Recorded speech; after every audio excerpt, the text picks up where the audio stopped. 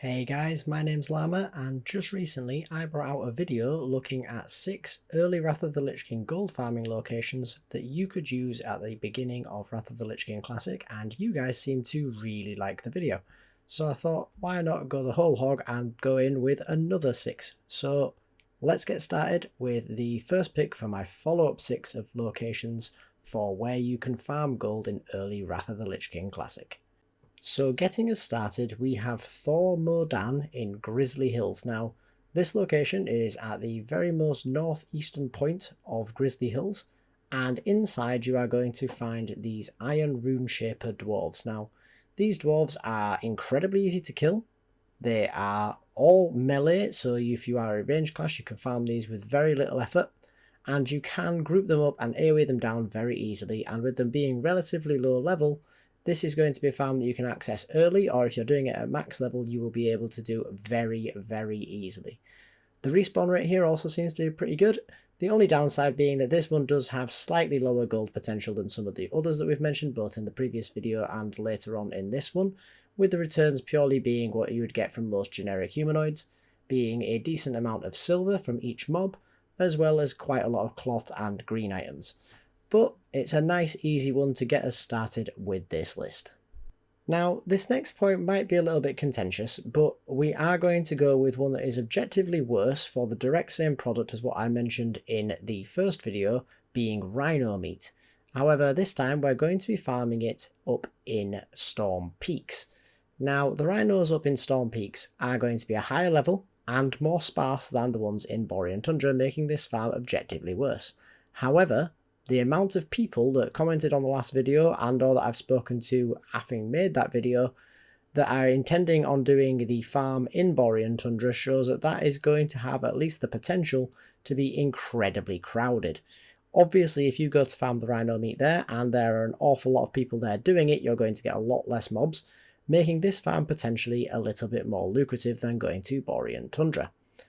Now, there's not a great deal to say about these rhinos that I didn't already say in the previous video. It's much the same as before. There are a few that are going to be aggressive towards you, but most will be neutral.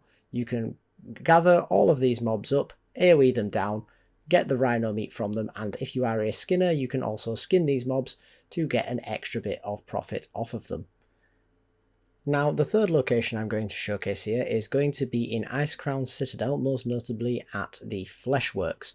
Now, this is going to be a location where we are once again killing humanoid mobs for the cloth, the greys and the greens that you get from all of these mobs.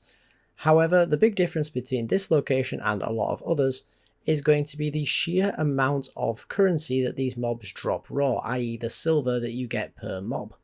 Now, in my experience, most of these farms that we're doing are somewhere in the 15, 20, 25 silver per mob, dependent upon a bit of RNG. But when we were going to the location in question here, these mobs were dropping upwards of 60 silver per mob, meaning that in terms of the raw coin put into your bag per mob killed before you even reach a vendor, I do not know of any farm in Wrath of the Lich King that's going to have a higher return than this. Now, because of where this location is, there is a good chance that you're going to want to wait until you have flying, as well as the fact that these mobs are going to hit a little bit harder than a lot of the other farms that we've showcased, so do bear that in mind.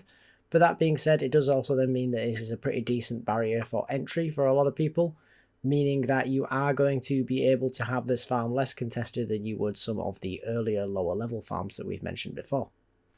Next up, we are going to be going once again to Storm Peaks, this time just north of K3, going into the cave and killing the Crystal Web Weavers.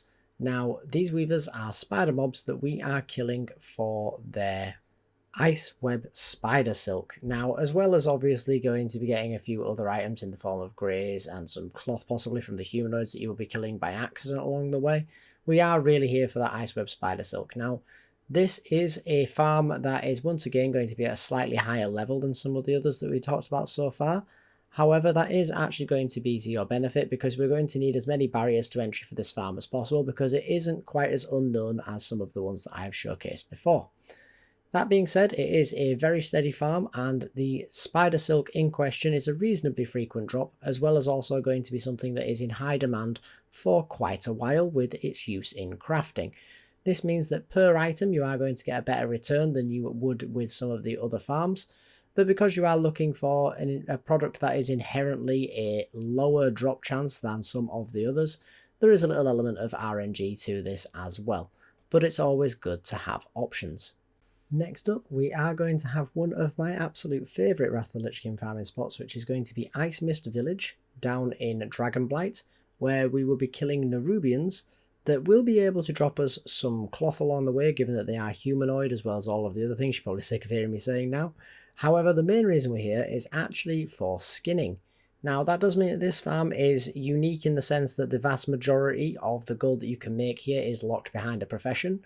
However, if you do have skinning on your character or even on an alt that you want to do the farming on, dependent on the supply and demand issue on your realm for the Nerubian chitin, that is how I'm choosing to pronounce that, I don't know if that's correct, then this could be a very lucrative farm indeed. These mobs are very low level, being as low as 71 on some mobs or 72 on the others.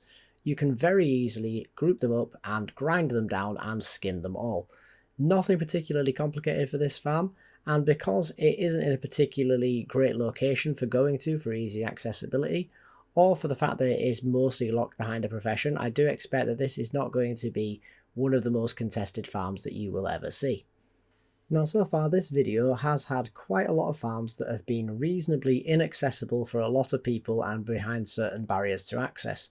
So for our last one, I thought I would put in that we could farm the Venture Company in Sholazar Basin at Swindlegrin's Dig. Now, once again, nothing particularly exceptional about what you're going to be getting here. It is going to be a large amount of raw gold, frostweave cloth, as well as, of course, all the greens and things that you will get from humanoid mobs.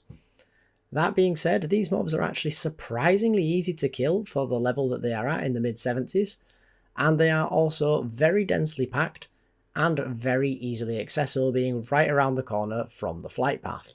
Now, this does mean that there is a good chance for competition at this location, but because the respawns are also so excellent here, this shouldn't be a particularly big problem, and you would be able to grind fairly endlessly here with very little downtime.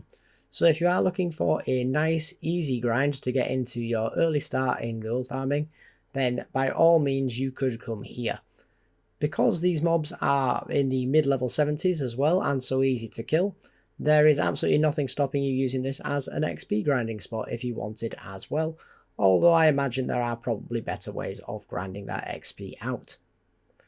But that's going to wrap it up for this one today, guys. I do hope you enjoyed the video, and I do hope that you enjoy it enough to like the video and consider subscribing to the channel. But either way, I hope to see you in the next one, and I'll see you all later. Bye!